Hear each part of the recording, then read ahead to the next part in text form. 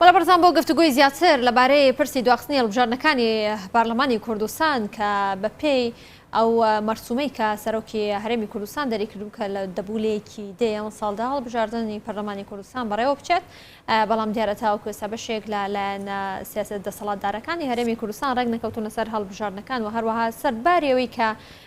نەتەوەیە گرتووەکان و هەروەها نێردەی تایبەتی نەتەوەیە گرتووەکان کۆبوونەوەی لەگەڵ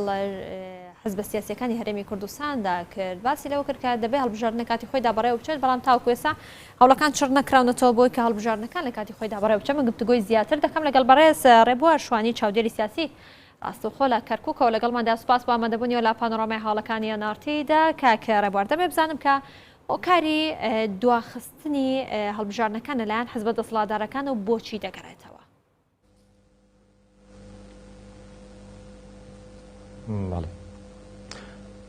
زۆر سپاس تەبگەر خان سڵاو ڕێزم هەیە بۆ تەواوی بینەرانی نارتی سپاس بۆ دەرفەتە تەبگەر خان خۆی لە هەموو شوێنێکی دنیا لە هەموو پرۆسەیەکی دیموکراسی وڵاتانی خۆراوە یان دنیا بەگشتی ئەو وڵاتانی کەوا دیموکراسی تێدا زاڵە ئەو حیزبێکەوە دەسەڵاتی بەدەسە ئەو حیزبێکەوە حکومڕانی وڵاتێک دەکات لە هەڵبژاردن براوە بووە کار دەکات خزمەتکردن خزمەتگوزاری کەمکردنی باج خۆشگوزەرانی هاوڵاتیان کە کاتی دێ ببێتە 4 ساڵ و هەڵبژاردن دەست پێ بکرێ و دەوێت بەرهەمی ئەو خزمەتە بچنێتەوە ئەمە هەمومان دەزانین بەڵام پێم بڵێ لە کوردستان یەکێتی پارتی لە ماوەی ئەو 4 ساڵی ڕابردووە هیچیان کردووە تا بیچنەوە هەوان دڵنیان لەوەی کەوا لەم هەڵبژاردنە یان لە هەڵبژاردننی داهاتوو بێ هەرچ کاتێکی تر هەڵبژاردن بکرێ هەروەکو جاری پێشوو دەنگەکانیان نەک بۆ نیوە بۆ زیاتر لە نیوەکەم دەکا خۆیان دەزانن چیان کردووە بۆ نمونە باج ڕسومات ڕۆتیناتی دەوائیر نەبوونی خزمەتگوزاری ڕێگاوبان موچا کۆمەڵێک ئەحداسات هەیەکەوە لە ژیانی ئینساندا کاریگەری هەیە ئەوان بە شێوەیەکی زۆر خراپ پەیڕەویان کردووە و بەداخۆ ژیانی هاوڵاتیان گەیشتۆتە ئەوەی کەوا خەڵک یعنی ناومێت بن لە هەڵبژاردن و ناومێت بن لەوەی کەوا بیانەوێت بتوانن لە ڕێی سندوقەکانی نەنگدانەوە بەڵام کاتە پێتان وایە ئامانجی حزب دەسەڵاتدارەکان چییە لەوەی کە دایانەوێت خەڵک ناومێت بکەن لە هەڵبژاردنەکان خەڵک سارد بکەنەوە لە هەڵبژاردنەکان ترسیان چییە خۆیان لە هەڵبژاردنەکان تەبگەر خان ئێمە هەمومان دەزانین بە درێژایی 30 ساڵی ڕابردوو 31 ساڵی ڕابردوو یەکێتی و پارتی شاگردەکانیان و بە تایبەتی یەکێتی و پارتی چی کارەساتێکیان بەسەرم خەڵکەدا هێناوە یعنی هەمومان دەزانین لە ڕووی بژێوی ژیانەوە لە ڕووی موچەوە لە ڕووی باری دارایی خەڵکەوە لە ڕووی خزمەتگوزاری لە ڕووی نەوت لە ڕووی غاز لە هەرچی بابەتێکەوە تۆ دەستی بۆ دەبیت و باسی دەکەی من یەک دنیا داتات پێ دەدەم کەوا فەشەلیان هێناوە ئەوان چۆن بتوانن هەڵبژاردن بکەن چۆن دەوێرن هەڵبژاردن بکەن لە کاتێکا ئەوان شتێکی وان نەکردووەکەوە چاوەڕێ بکەن خەڵک پاداشتیان بداتەوە بە بەڵێ دڵنیان لەوەیکەوە ئەو هێزانێکەوە ئێستا بەدیلی یەکێتی و پارتین کەوا نەوەی نوێیە و پێشم وایە حیزبی ترش لەوانەیە لە ئایندەیەکی نزیک لە دایک ببێ ئەوانە دەبنە نوێنەرایەتی خەڵکو و حکومڕانی دەگرنە دەست زۆر بەوە لایەن وازەحە کە ئەم جارە 700,000 دەنگیان کەم کردووە ڕەنگە ئەم جارە لەوانەیە 100,000 دەنگ 150,000 دەنگ بێنن بە هەردوو لایەن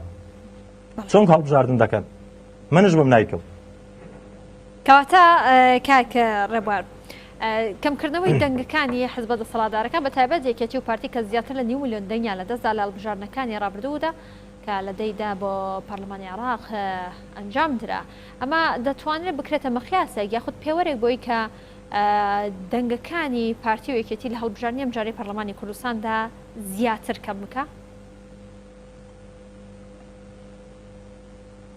بەدڵنیاییەوە تەبگەر خان هەڵبژاردن پێوەرە بۆ زۆر شت هەڵبژاردن پێوەرە بۆ خزمەتکردنی هاوڵاتی هەڵبژاردن پێوەرە بۆ چنینەوەی ئەو خزمەتی کە کردوتە و سزاش پێوەرە بۆی کە خراپەکاری کراوە لە ڕابردوو هەمومان دەزانین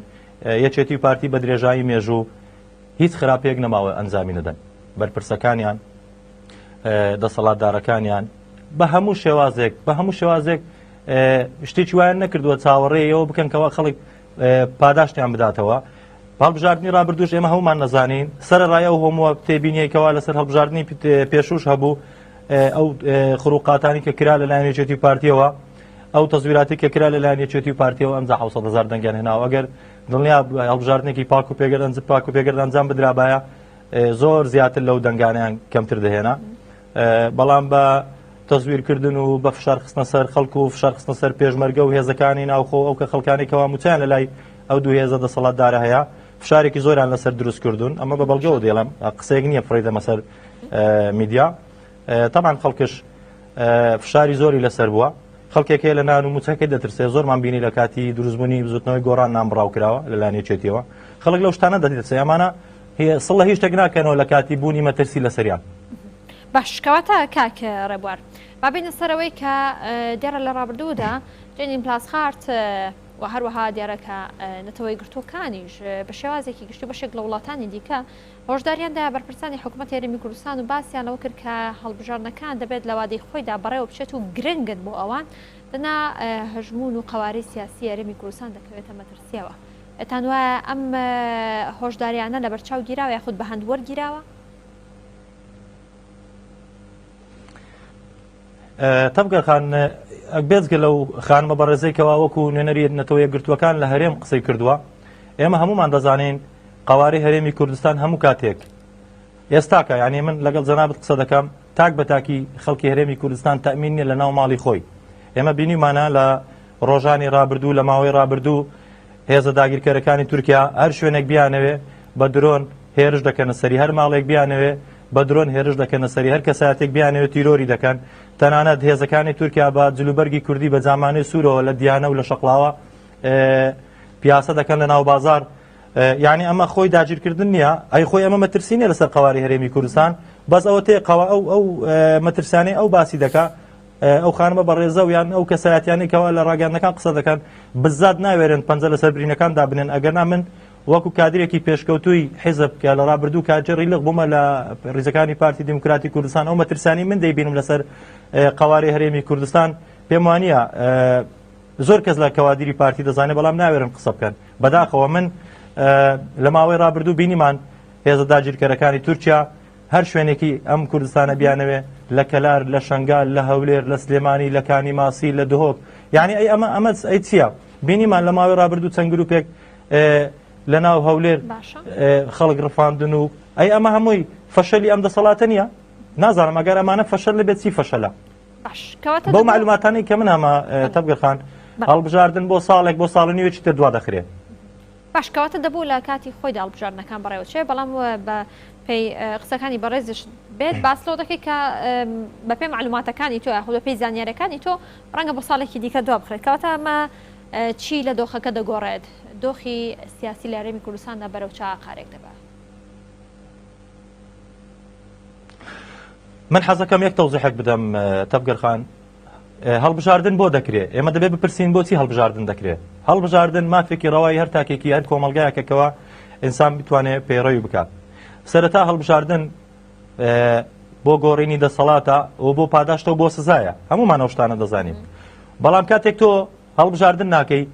کاتێک تۆ ڕێگری لەوە دەکەی ڕۆژنامە نووسێ قسە بکە کاتێک ڕێگری لەوە دەکرێت ئەندامی پەرلەمان دێت لەسەر قوتی خەڵک دێتە جواب دەیگری لێی دەدەی کاتێک کاسبکارێک دەنگەڵ دەبرێت فڕێ دەدێت زیندان کاتێک ماتۆر سوارێکە کاسبی خۆی دەکات تۆ دەی ماتۆڕەکەی لێ حجز دەکەی و ناڵی کە سابەت بە ماڵ و منداڵەکەی خۆی بکە یعنی خەڵک ئینهار دەکا من تەوەقع دەکەم ئەگە هەڵبژاردن نەکرێ خۆ پیشاندانێک سەرتاسەری کوردستان بگرێتەوە من تەمەنا ناکەم داواش ناکەم هیچ خۆ پیشاندان و هیچ ناڕزایەتێک بگاتە ئاستی خوێن ڕشتن بەڵام ئەگەر حکومەت یان نەم دوو دەسەڵاتە نێڵن خەڵک دەنگی خۆی دەرببڕێ خەڵک نەتوانێت ممارەسەی مافەکانی خۆی بکە بەدڵنیاییەوە هەڵبژاردن پرۆسەیەکی دیموکراسیانەیە کاتێک تۆ دەی هەموو ڕێگایەک لە هاوڵاتیان دەگری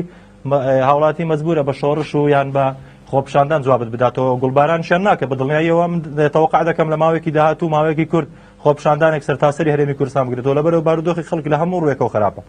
باشکەواتە دەمەوێت دواسەرنج و تێبینی بەڕێزت بزان لەسەر دۆخەکە و لەسەر ئەنجام نەدانی هەڵبژاردنەکە وڵا تەبگەر خانەگەت کەمێک زیاتر کاتم پێ بدەی من سوپاس دەکەم هەر لەسەر هەڵبژاردن با من بەڕوونی پێ دڵم یەکێتی پارتی نەباوڕێم بە دیموکراسیەت هەیە نەباوڕێم بە هەڵبژاردن هەیە ئەگەر بۆیان بکرێت لەبەر کۆمەڵگەی نێودەوڵەتی فشاری نێوخۆی و دەرەچی نەبێ ئاسان هەر هەڵبژاردن ناکەن ئەو پارەی ئەیدەنە هەڵبژاردن بۆ خۆیان دەیخۆنەوە کۆوانی تریان خواردووە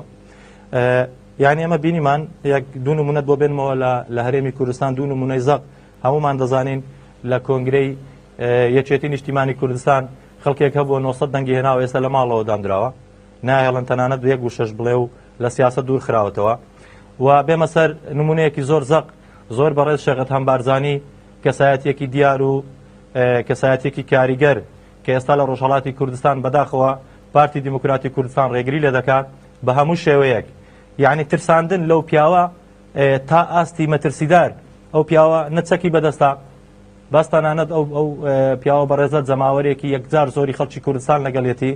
تەنانەت ئەو پیاوە داوای قوتی خەڵک دەکات داوای دادپەروەری کۆمەڵاتی دەکات داوای ژیانێکی شایستەتر بۆ خەڵکی کوردستان دەکات یعنی پێم سەیرە پارتی دیموکراتی کوردستان دیعایەوە دەکات دیموکرات نازانم دیموکرات بەس دروشمە یان بەڕاستی دیموکرات نییە کەسایەتێکی وەکو شێخت هەمبارزانی نزکەی بۆ 3 مانگ و قسوور دێ نایڵێ لە سنوورەکان ئاودی ئەو دیو بێ یعنی من نمونەیەکی ترت بۆ بێنمەوە لە هەڵبژاردنە ناوخۆیەکانی پارتی دیموکراتی کوردستان لە 10 ڕۆژ و 15 ڕۆژی ڕابردوو هەمووان بینیمان شوێنە هەستیارەکانی ناو ئەو حیزبە کەسایەتی دیارەکانی ناو ئەو حیزبە گلەیان هەیە تا سەر ئێسخانیانی پارتی غەش کە مەسئولی لقەکان ئەندامی ئەنجومەنەکان فێڵ لە کەسایەتی و لە کەوادری خۆیان بکەن ئایا فێڵ لە هاوڵاتی ناکەن من پێم سەیرە هاوڵاتی چاوەڕێتی لەم دوو دەسەڵاتە بکە بەتایبەتی ئێمە بینیمان یەکێتی نیشتیمانی کوردستان کۆنگرێ کرد لاو شێخ زەنگی 915 دەنگی هێنا لە کۆنگرا دوای فترەیەکی زۆر کەم بە تەعەدا و بەغەدر نردیان و ماڵ هەرچەندە من و پیاوم هەر خۆش ناوێ بەڵام باسی حەقانیەتێک دەکەن لە کوردستان کەەوە واقعی هەرێمی کوردستان ڕووی داوە بەڵێ سپاس بۆ بەڕێز ڕێبوار شوانی چاودێری سیاسی ڕاستەخۆ لە کەرکووکەوە لەگەڵمان داوای سپاس بۆ ئامادەبوونی لە پانۆرامای هەواڵەکانی